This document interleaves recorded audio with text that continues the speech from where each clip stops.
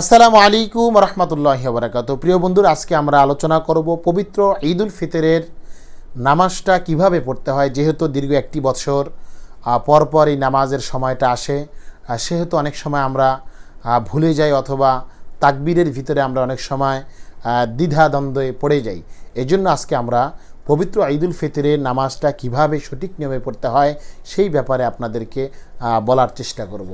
মোহতারাম হাজরিন, যখন আমরা নিয়ত করব পবিত্র ঈদুল ফিতরের 2 রাকাত ওয়াজিব নামাজ কেবলামুখী হয়ে অতিরিক্ত 6 তাকবীরের সহিত এই ইমামের পিছনে আদায় করতেছি আল্লাহু আকবার বলে আমরা হাত বেঁধে নেব। হাত বাঁধার পরে আমরা সকলেই সানা পড়ব, সুবহানাকাল্লাহুম্মা ওয়া বিহামদিকা ওয়া তাবারাকা ইসমুকা ওয়া তাআলা জাদ্দুকা ওয়া লা ইলাহা গায়রুক।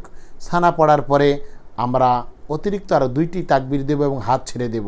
আল্লাহু আকবার, হাত ছেড়ে দেব। আল্লাহু আকবার, হাত ছেড়ে দেব। আল্লাহু আকবার, চতুর্থ তাকবীর বলে আমরা হাত বেঁধে নেব। হাত বাঁধার পরে আউযুবিল্লাহ বিসমিল্লাহ পড়ে আমরা সূরা ফাতিহা এবং এর সাথে আরেকটি সূরা মিলিয়ে আমরা যথারীতি প্রথম রাকাতের রুকু সেজদার কার্যক্রম সমাপ্ত করে আমরা দ্বিতীয় রাকাতের জন্য যখন দাঁড়াবো, দাঁড়িয়ে আবারও আমরা সূরা ফাতিহা তার সাথে আরেকটি সূরা মিলিয়ে আমরা রুকুতে যাওয়ার আগে মনে রাখবেন অতিরিক্ত আপনাকে 3টি তাকবীর দিতে হবে।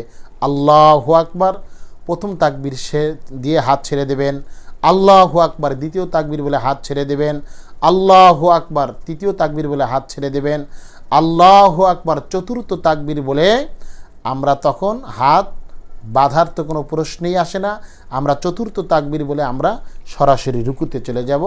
যথারীতি আমরা রুকু সেজদা করে আমরা আমাদের নামাজকে যেভাবে সমাপ্ত করা হয় তাশাহুদ, দুরূদ শরীফ, সানা পড়ে আমরা আমাদের ঈদুল ফিতরের নামাজের সমাপ্তির দিকে চলে যাব। আল্লাহ পাক রব্বুল আলামিন আমাদের প্রত্যেককে পবিত্র ঈদুল ফিতরের নামাজকে কোরআন এবং সুন্নাহ মাফিক আমল করার তৌফিক দান করেন।